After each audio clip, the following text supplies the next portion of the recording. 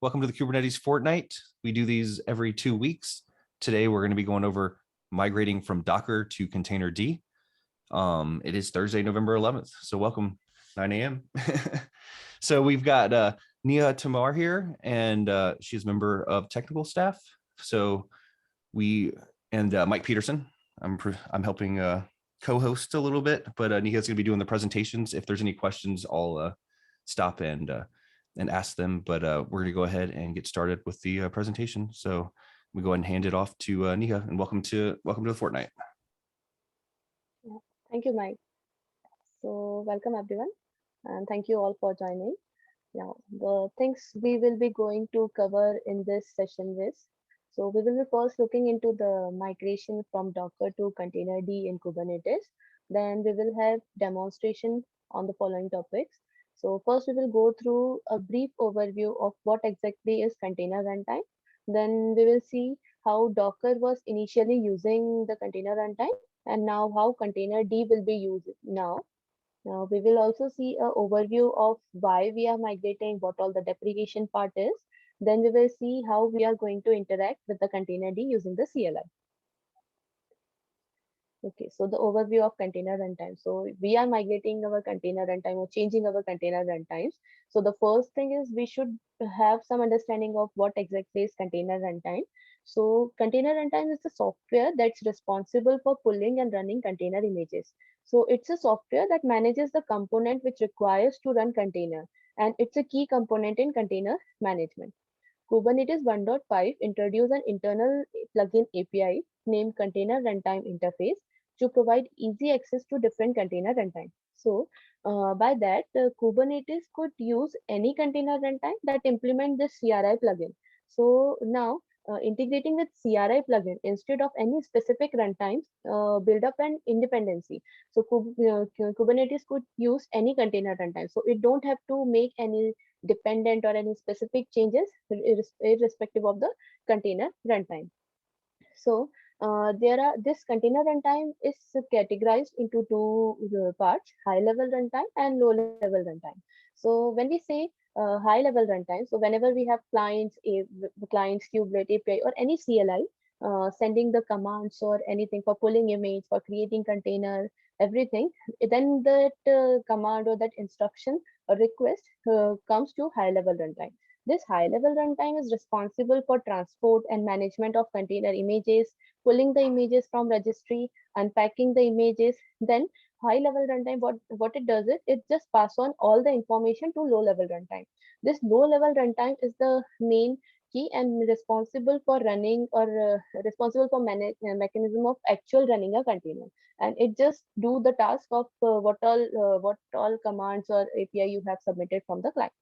So if you see, yeah, so currently we're using Docker for the high level runtime, and you're saying this is going to switch over to Containerd. yeah. Okay, I'm trying to put in some questions. Yeah, okay.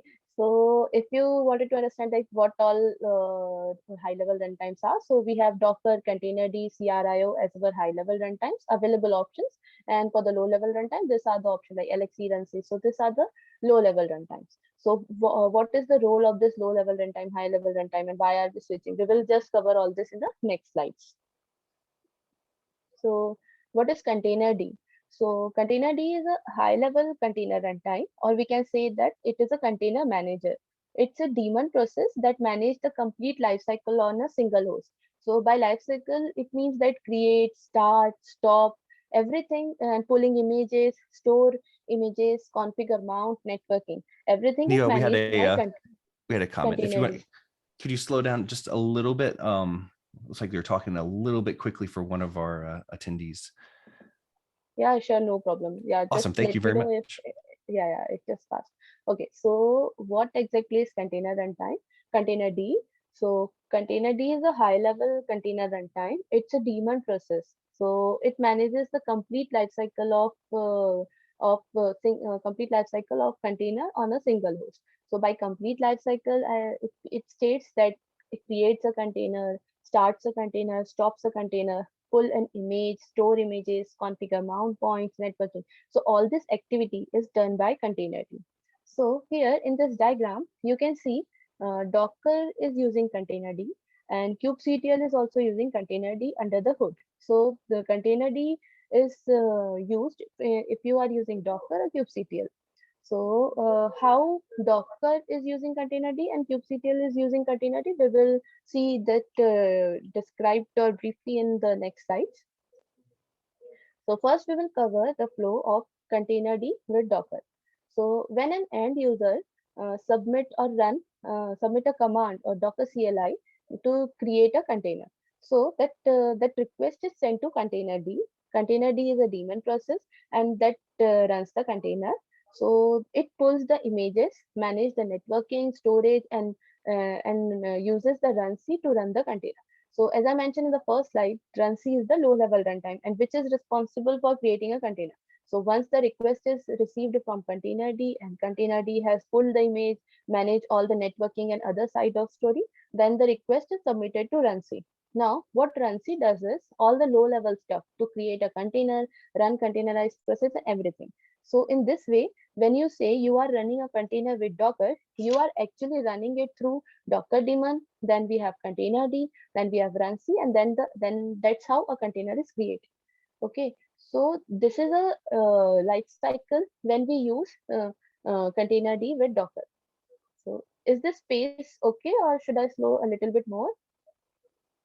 I think it's pretty good. I'll see if anyone has any questions, and I'll chime in and slow you down. But I think it's pretty good. Yeah. Okay.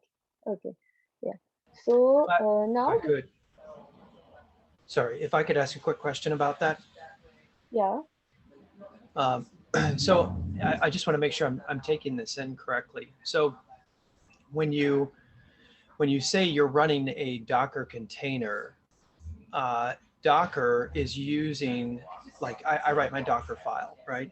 And the specification for that Docker file is an OCI spec, right? So it's not Yeah. necessarily a Correct. Docker thing. It's just an agreed community thing, that OCI spec. And, Yeah.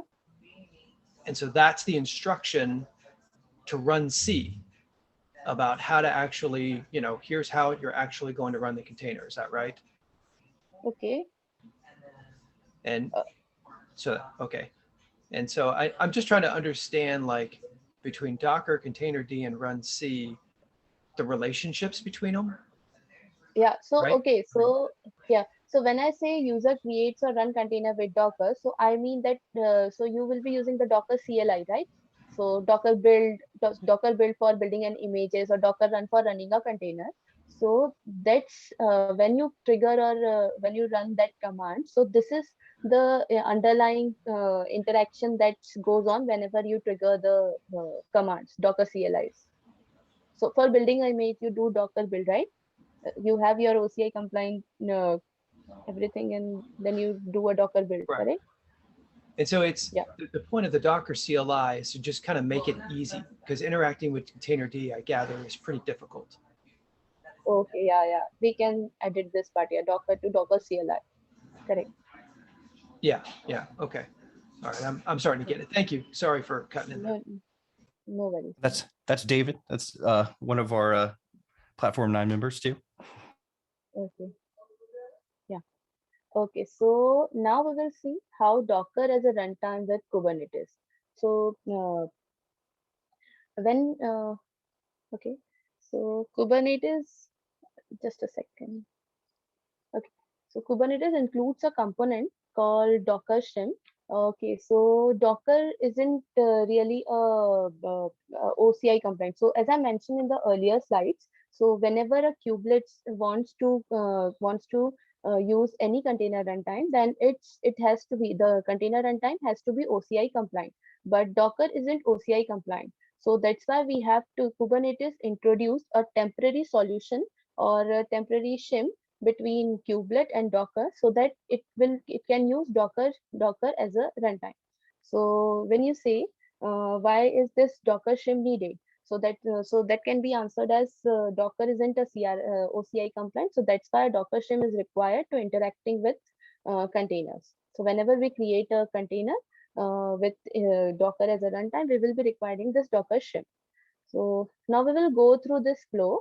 So first, whenever kubelet first kubelet communicates with container runtime. So here it is a OCI shim.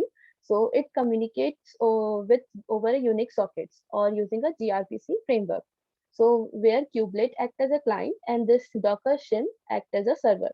So this protobuf API has two endpoints. You can see the image service and runtime service. So this image service is responsible for managing and pulling image, storing image, and all the image related stuff is done by this image service gRPC services. And the runtime services contain the RPCs to manage the lifecycle of a pod and containers, as well as calls to interact with the container. So these are the two main gRPC services that kubelet communicates with, and kubelet also communicates via the Unix sockets. So whenever you configure kubelet, so you have two endpoints: this image service endpoint and container runtime endpoint. So you have to specify this sockets while configuring kubelet. So by default, that socket points to Docker shim. So if you wanted to use any other runtime like CRIO or containerd, then you must make sure that you have edited this endpoints. Okay. So now, what is the problem with this Docker as a runtime? So Kubernetes is deprecating Docker as a container runtime after version 1.20, but Docker containers are still supported, but Docker shim, or the layer that we see, that Docker shim, a layer between kubelet or Kubernetes and Docker, is being deprecated, and that will no longer be used. So, but Docker produced images will continue to work in your cluster with any runtime. So it doesn't mean that the Docker images that you were using previously will not work because you were changing the runtime or Docker runtime is deprecated. That images will work with any runtime. And if you are an end user of Kubernetes, so it will not bring us much change, because this doesn't mean that Docker as a development tool will no longer be available. Docker is still useful tool for building containers and images. Okay, but it raises the question like, do we keep using the Docker files, or should we have to change the approach, like you don't use the Docker files or not? So Docker is still useful. The images that Docker produces isn't really a Docker specific image. As we discussed, like it's a OCI compliant images, and any OCI compliant images, irrespective of the any tool you use to build it. So if you use Docker, if you use any other tool to build that images, it will be same for all the runtime. Gotcha. That makes sense. So basically, Yeah. if you're, sorry, go ahead, David. Well, oh no, okay. So Nia, I want to kind of clarify there, because I heard Yeah. you say that Docker is not OCI compliant, but Docker images are OCI compliant. So when you say Docker is not OCI compliant, you lose me a little bit. Like what, the images that Docker creates is OCI compliant, but Docker itself isn't? I don't understand. Actually, Kubernetes introduced a OCI CRI plugin actually, and if Docker wants to behave as a Docker wants to be used as a container runtime, then there are some rules or protocols that then Docker has to follow that, but Docker isn't following that. So so the Docker, okay, so Docker actually doesn't they have all the requirements to be a CRI. Correct. Gotcha. And Yes, that's correct. why. Okay. I'll say, so if someone's using like Docker Desktop or something like that, and they're developing or creating images, they can still use the same Docker file, right? Like, so it's not changing the workflow of a developer. It's just running differently in Kubernetes, right? Like it's not running Docker under the covers, right? And maybe I misspell or anything, but Docker isn't CRI compliant, not OCI compliant, CRI compliant. So in the first slide I mentioned, like Kubernetes 1.5 has introduced a plugin like CRI plugin, container runtime interface plugin. So any container runtime, if they wanted, if any container runtime, like they want, okay, so this like XYZ, I want this to be act as a container runtime, has to follow that CRI plugin, or there are some rules specified, you have to follow that. If you follow that, then you can be a Kubernetes runtime. All right, so we got a question So from Okay. Bob. yeah, it's just Docker isn't CRI compliant, not OCI, CRI compliant. Okay, so Bob was asking a question. He's like, offhand, do you know what the missing requirements are for Docker? Do you know what like they're doing that, like what they haven't fixed to make themselves CRI compliant? Actually, this Docker shim was the very initial.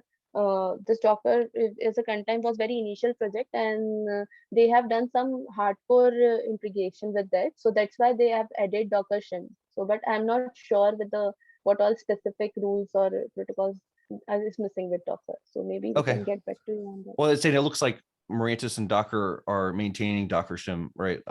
So that's kind of like they're fixed, but they're not going to change Docker itself. So that, I guess that's what's going on. And so we're just kind of removing a layer to make it a little bit easier, instead of having Docker shim in the middle, right?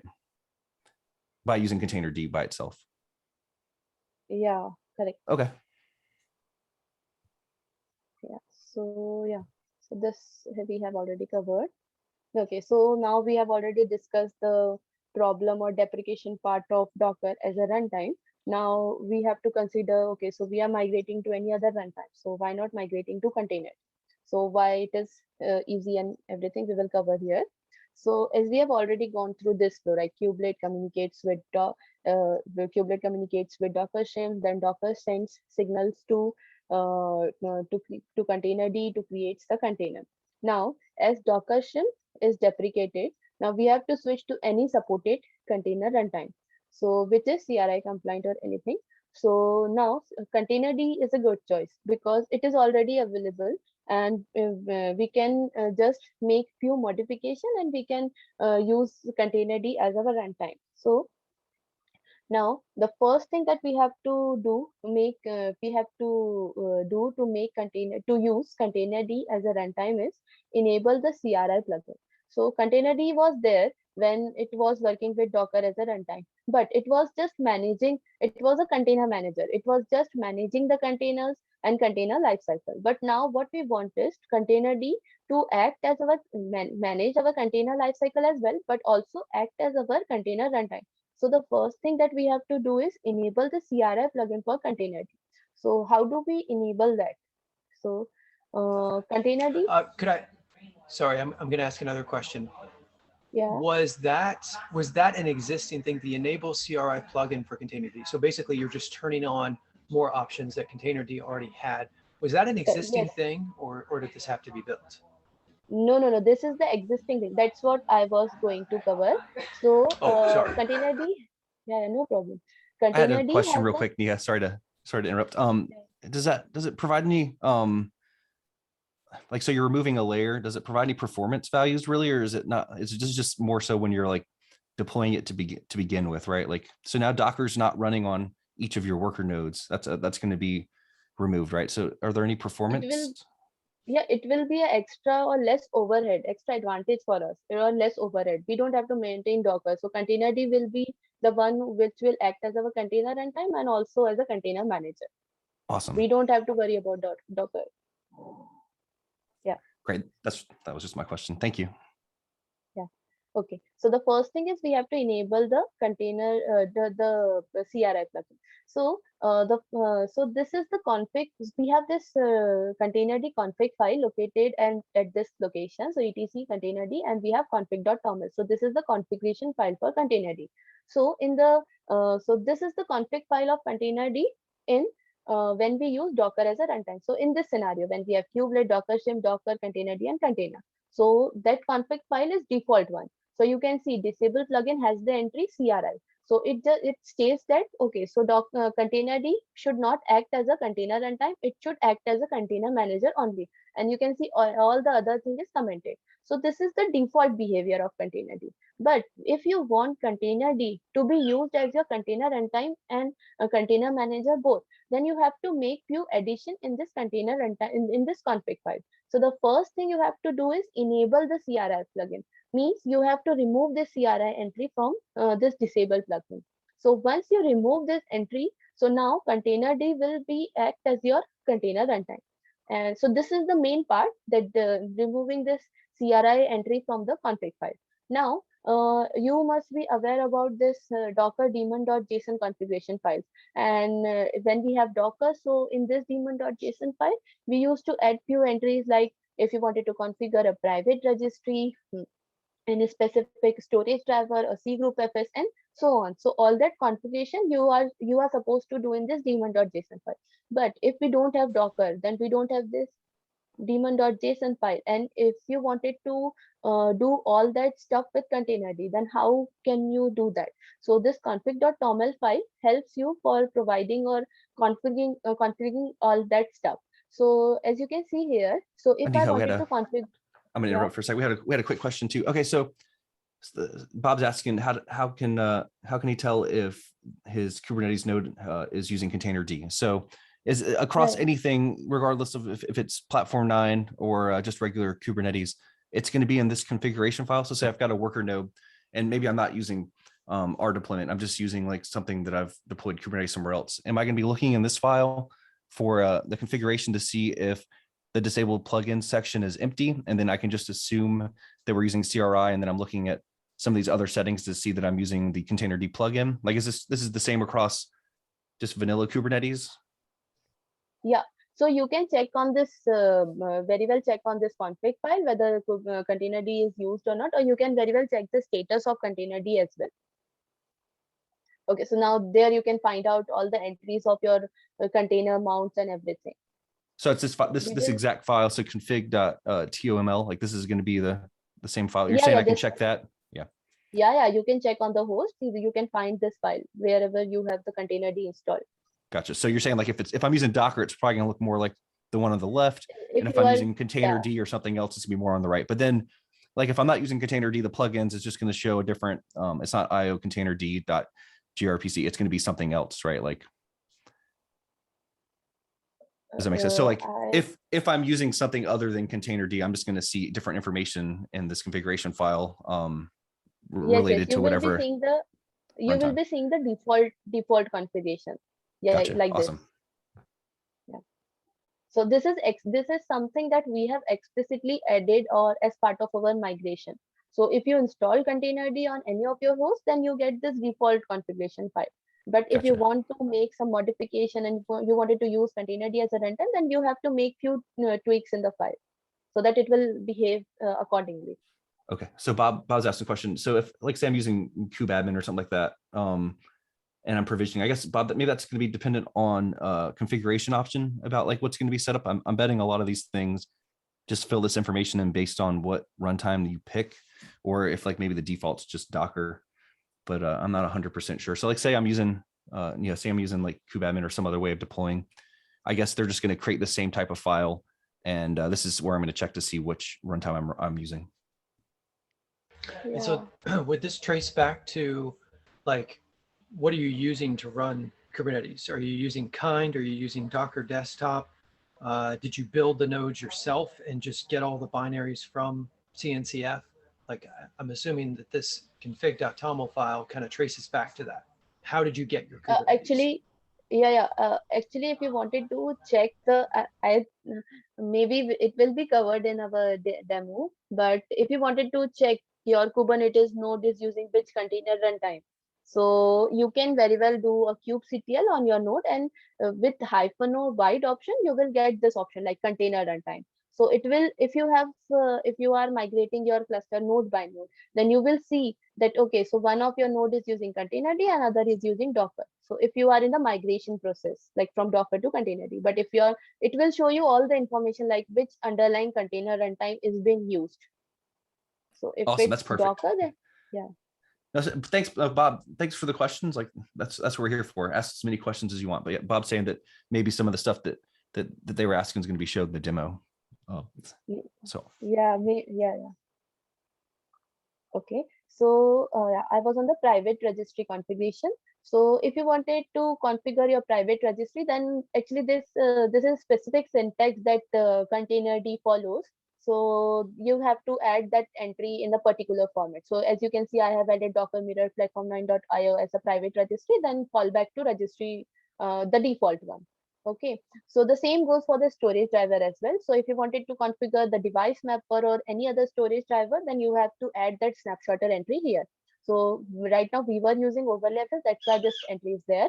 And same goes for the C group FS configuration as well. If you wanted to use the systemd C group driver, then you have to you have to make this true. Otherwise, if you wanted to use C group FS only, then you can ignore this, or you can just remove this from the configuration file. So this is the step one where we have to modify some changes in the configuration file to use containerd as a runtime. So now we have enabled the CRI plugin for container runtime. Now our containerd is all ready to be used as a container runtime. But as I mentioned earlier, like kubelet communicates with this Docker Shim or any other with gRPC framework and over the Unix sockets, the two sockets I mentioned, right? The image service and the other one is container runtime endpoint. So now we have to tell kubelet, okay, so don't use the default socket or the Docker Shim. You have to use the containerd socket. So the second step is we have to modify the kubelet to use containerd as a CRI runtime instead of Docker. So how can we do that? So whenever you start kubelet, so there, as I mentioned, there will be two Unix sockets. One is container runtime, which is set by default set to Docker. So whenever you start kubelet by default argument, so by default it picks Docker as a runtime. But if you want to use containerd as your runtime, then you have to add this flag to remote. And same goes for the endpoint as well. So by default, the container runtime endpoints points to Docker Shim.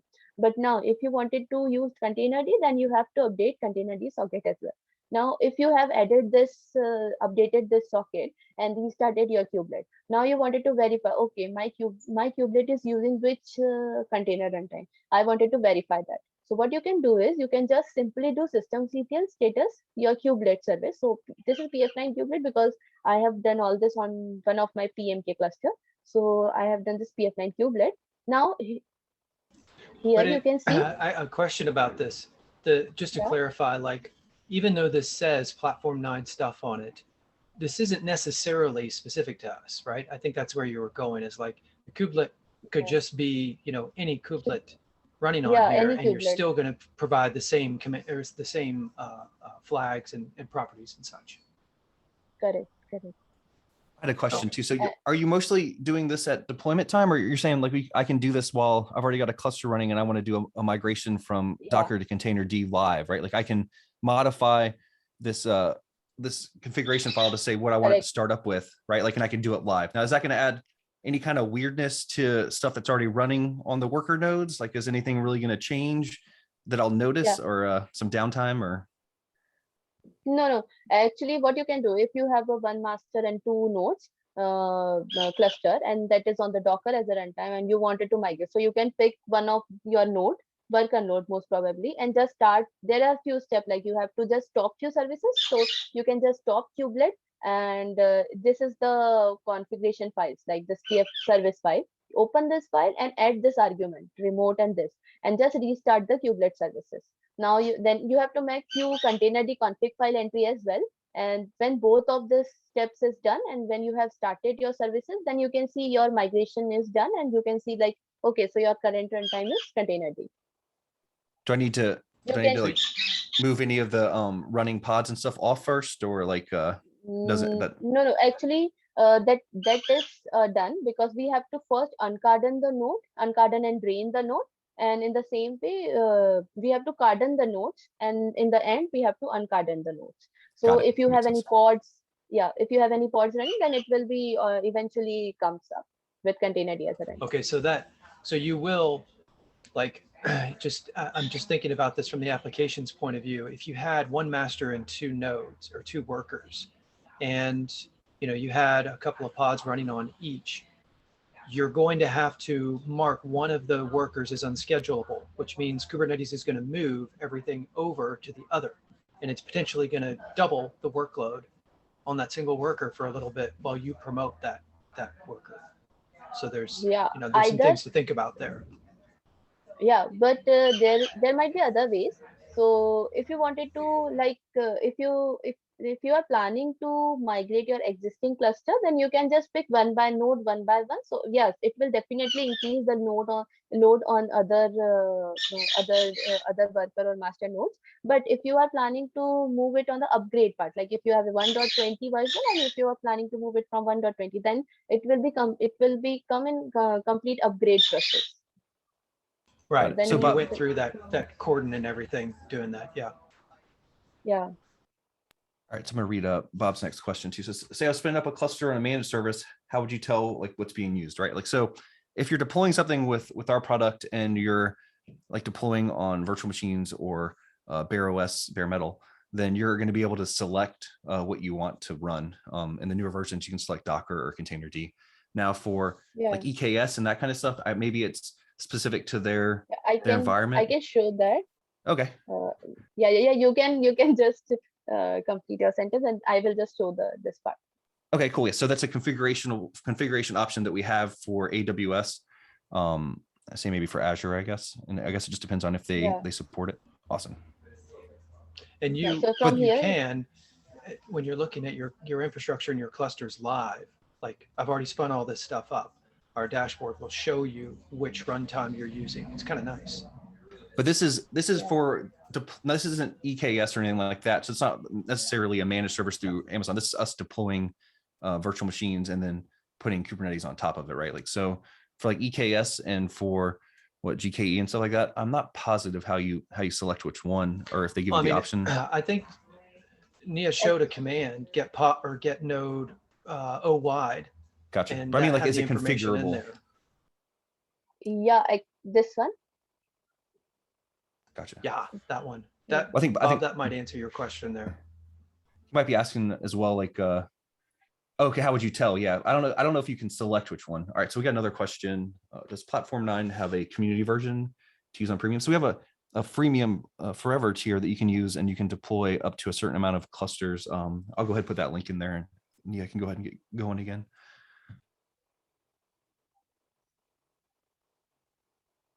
Yeah, should I continue? Oh, hold on one second. Bob had one more question. So back to the essential question, other than OCI compliance, why would I want to use Containerd? I'll do a short answer. Maybe because of the overhead. So you're not maintaining Docker on each of your worker nodes. You're kind of skipping a step that's not necessary, I guess. So you're kind of making it a smaller amount of things installed. But yeah, go ahead, Nia.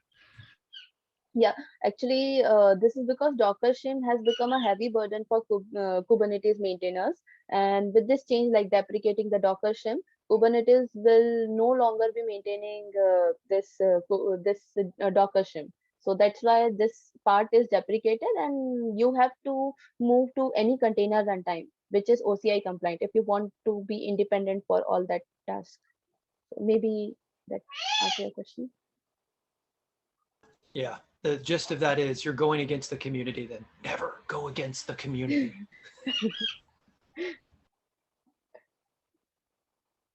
See, I don't know if we said that too. Kubernetes community is doing this as well, right? Like, so we're kind of trying to stay in line with what they're doing. So they're depreciating a couple things and they're moving over to this as a model of what they want to use. So we're just trying to keep up. I think maybe eventually you're going to run into more issues like using Docker shim.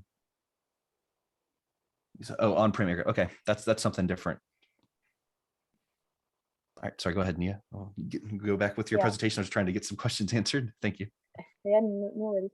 Yeah, so if you wanted to check which your kubelet is configured on which socket, which Unix socket, so you can do the status of your PF9 kubelet.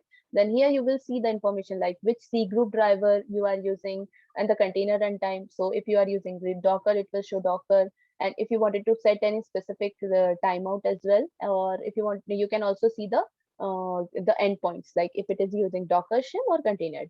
So by this way, you can verify, okay, so my kubelet is using Containerd as a runtime. Okay, so this is the migration part.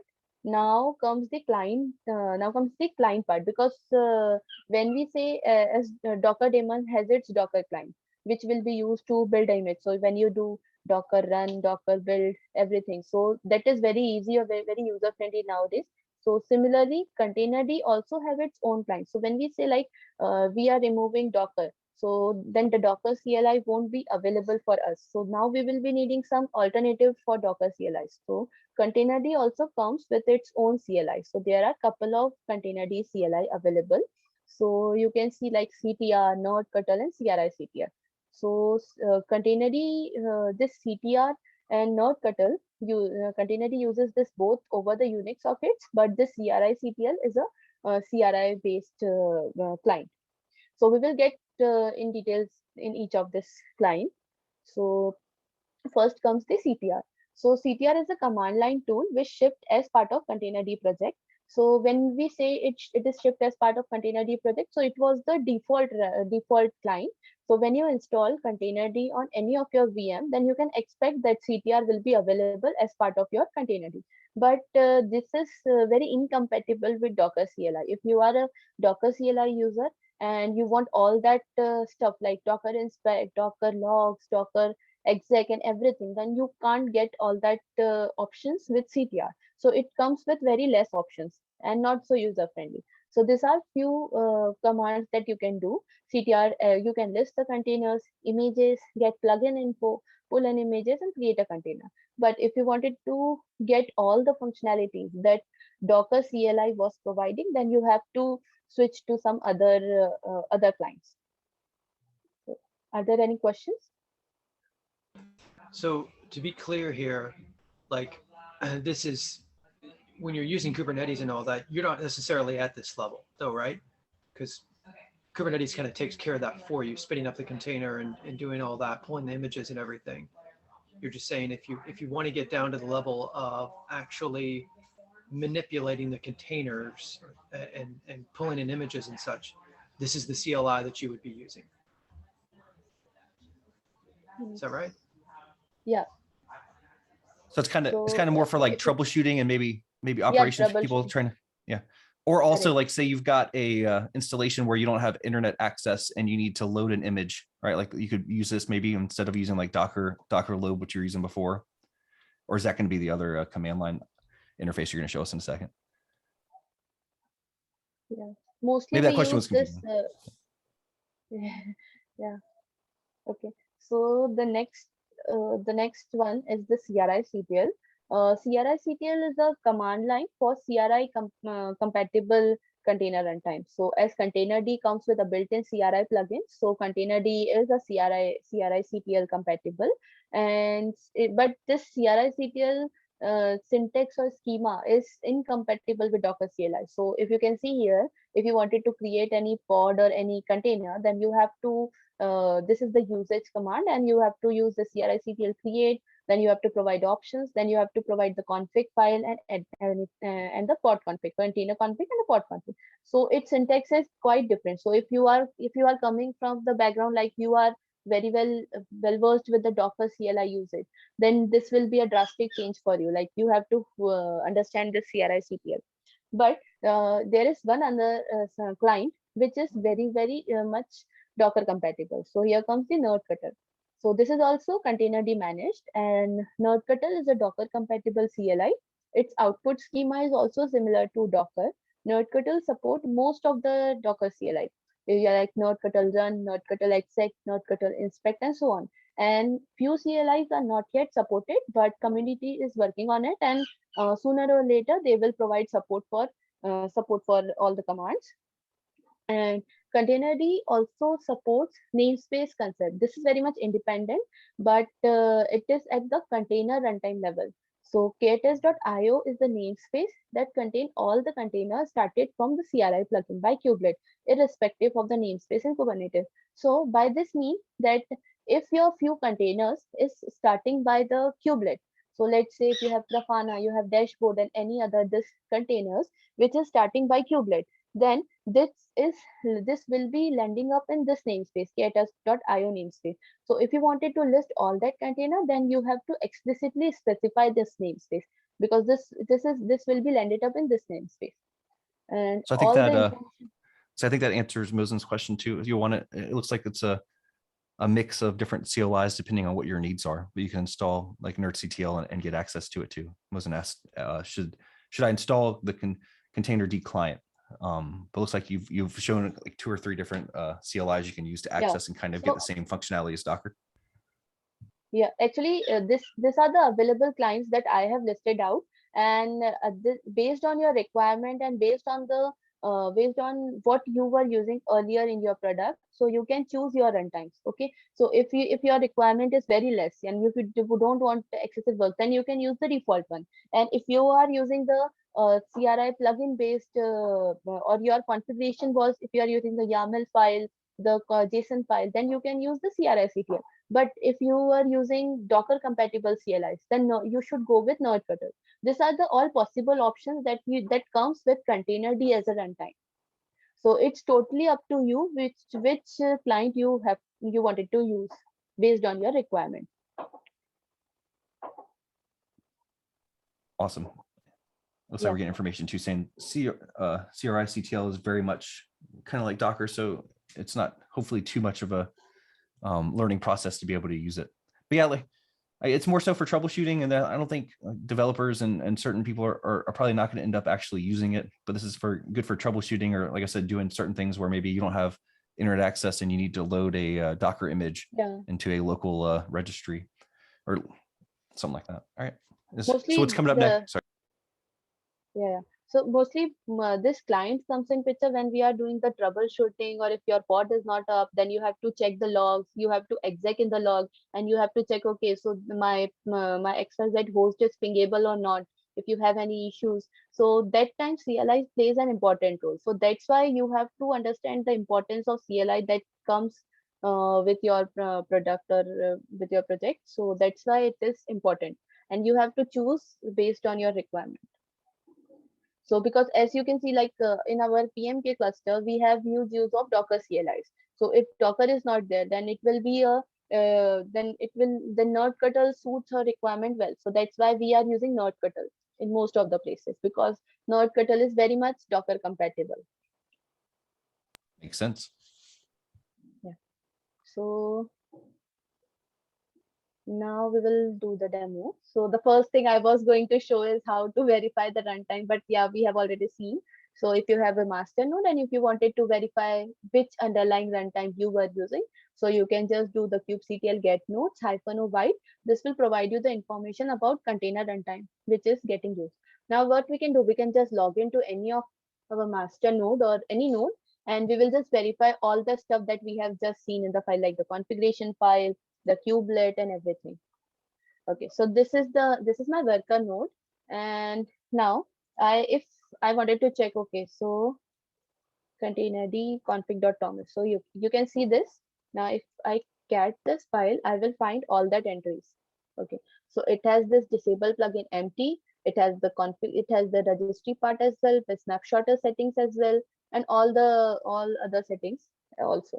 Okay, now if I wanted to check the kubelet also, okay, which kubelet is getting used, systemctl status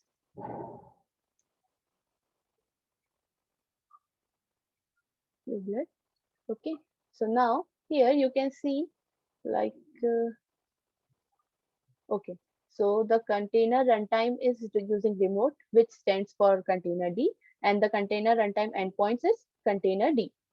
So from here we can verify, okay, my kubelet is started with containerd as a runtime. Now, are there any questions?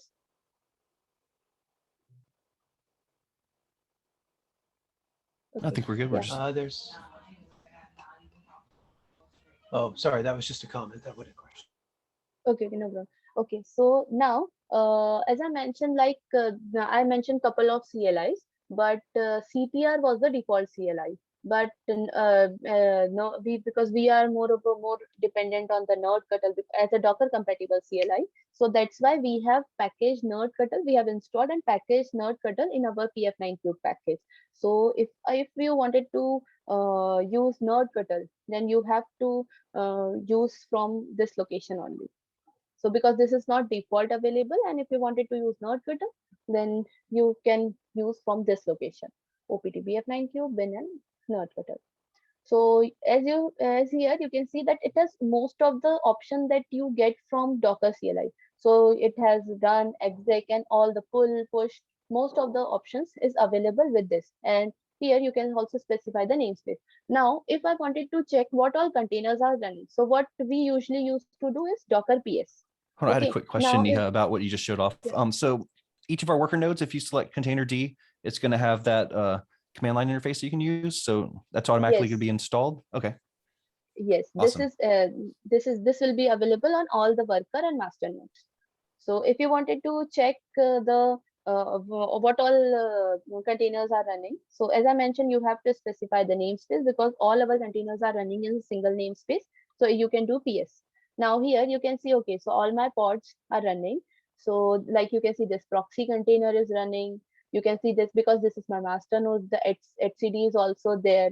Now all these containers are running, but there it is not providing much information about the containers which is not started by node-petal, means which is started by kubelet. So you can see the, okay, so this grafana, I'm not getting the proper name and anything like proxy, like I am getting the name for proxy, but for this grafana I'm not getting the name and not getting the correct information because this is not started by node-petal.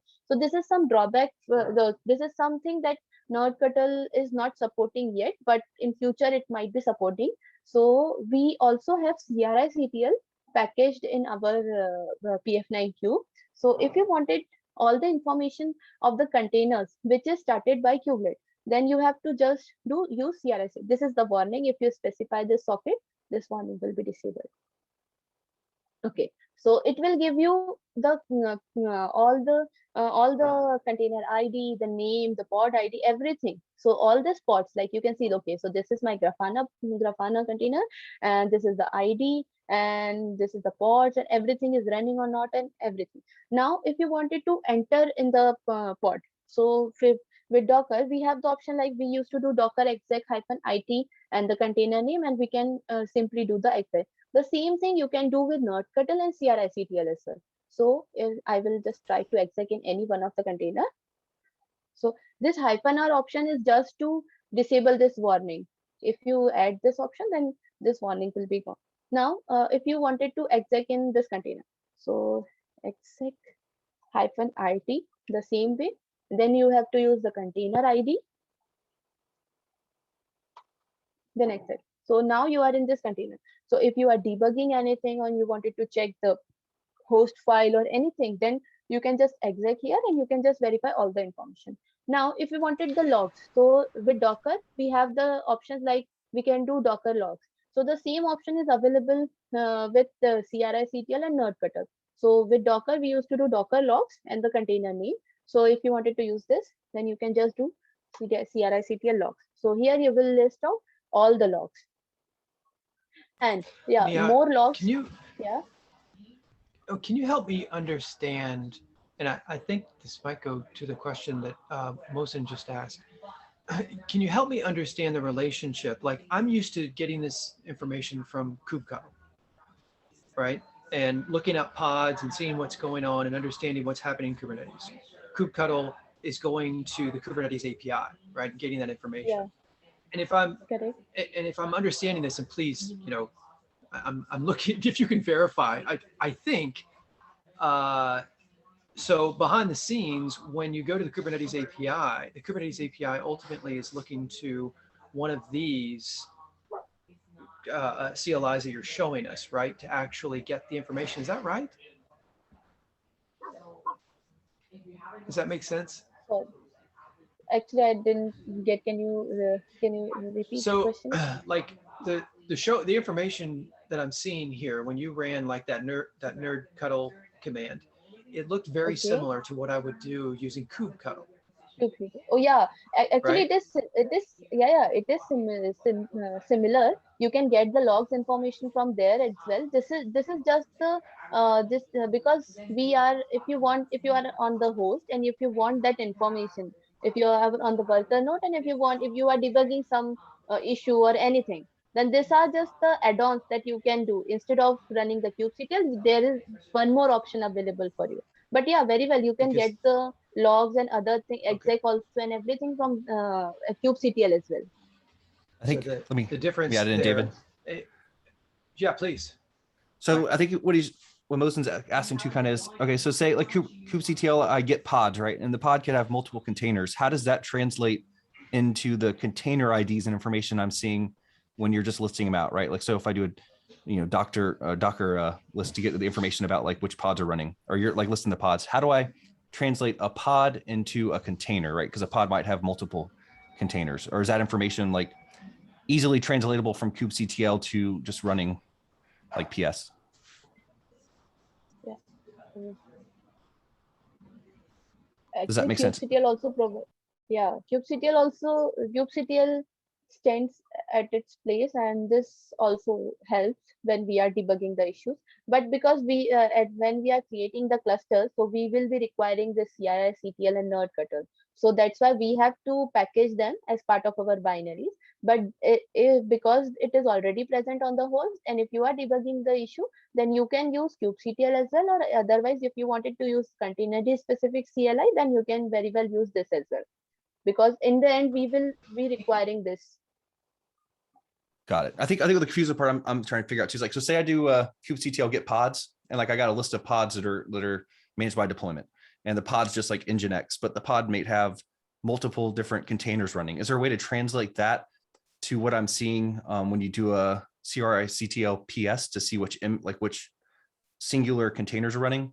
Or is that like, how do I figure out like which container matches a pod? So like I'm trying to troubleshoot something in kubectl, and then I want to drop down to the container runtime level with a different CLI. Well, notice, I mean, looking at this listing right here, I notice pod ID column has duplicates, right? Like look at the Gotcha. first two, but the container IDs are different.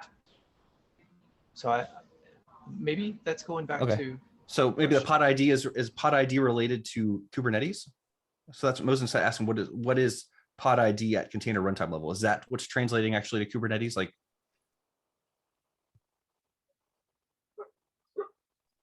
I think we're adding confusion. I think that's what it is, Mosen. I think that's like what David pointed out. So we can move on, but I think that's kind of what it's getting at. Well, and I'm kind of having a moment here. You're teaching me a lot right now. Thank you. Yeah, same. So it's like the kubectl that is using my credentials, my cluster credentials, and it is going over, say, HTTP to the Kubernetes API. And from the Kubernetes API, that's actually querying nodes and doing things and getting information and bringing it back to me. But that's over HTTP that the kubectl's doing it. This, what you're doing is like, I am locally on the node. And so I am running the CLI directly on the node. Both ways you're getting basically the same information. They're organized a little bit different, but you're going about the same information. You're trying to get the logs of a running container. You're trying to get what containers are in a pod, that sort of thing. I think I'm connecting these up now. You're teaching me. Yeah. Okay, so these are the few basic CLIs. But if you wanted the log locations, like if you are pods, if you wanted where are my all logs located, so on the nodes you will get that logs where containers. Okay, so here you can see all the containers logs. So you can see this dashboard, metrics, scrapper, code, DNS, and all the containers. Like if you have this kube API server, kube scheduler, kube controller. So all the container logs, you can see the log file on the host as well. And if you want the pod logs, like if you wanted to open the file instead of getting it from over any CLI or anything, then if you wanted the pod logs, then you can see your pod logs here. So you will see all the pods like add-on operator, the dashboard Kubernetes pod, and all the pods log will be listed out here. So this actually is very beneficial when you are debugging some issue in Kubernetes, because there most of the time there was so much minor issues, and we were not able to get the logs or anything. Then if you have all this information like how to debug it, where are all the pods located, how can I exec it, and how can I find, okay, so my server is reachable or not, my DNS is properly configured or not, why my pod is restarting and everything. So this all thing is very helpful while we are debugging the issues. So that's why I was more focused, because this is very helpful in the time of while we are debugging the stuff. So this is all I have from the demo point of view. So these are the list of commands that I have just shown you. How can we identify the runtime? So you can use this, the container runtime config file if you wanted to check the status of containerd, the node cutter location, because it is something that we have to explicitly install, and with PMK cluster it is present in this location. And if you wanted to list all the containers, all the log location that will be useful for you while debugging the issue. If you wanted to exec a container, you can use both nodectl and CRI-CTL, but the syntax is different for both. So you have to follow that. And so these are the few commands. Now, more on this session is like, if you want to, Yeah, I can go over this if you want. So basically we do this every 2 weeks. If you're interested, 2 weeks from now, we'll be doing another session. So thank you so much, Nia, for coming and teaching us so much. Like, this was wonderful. We're almost at time. It went by so quick. But yeah, if you have any questions or anything, you can join Slack and join the channel AMA, and you can ask questions about this or maybe ask about different resources. This will be posted to YouTube, our YouTube channel, hopefully later today. If not later today, tomorrow morning. So if you need to reference it and come back and watch it again, you can. And like I said, it's open to anybody who wants to attend. So watch our Twitter and LinkedIn to see what the next session will be, and then you can click to join. But thank you so much. Thank you so much for coming. You got something to say, Dave? Thank you, Nia. That was awesome. You taught me quite a bit there. Thank you. Thank you so much. My pleasure. Thanks for everybody for coming. We'll see you in 2 weeks, and thank you for your questions. Great questions today. All right. Thank you.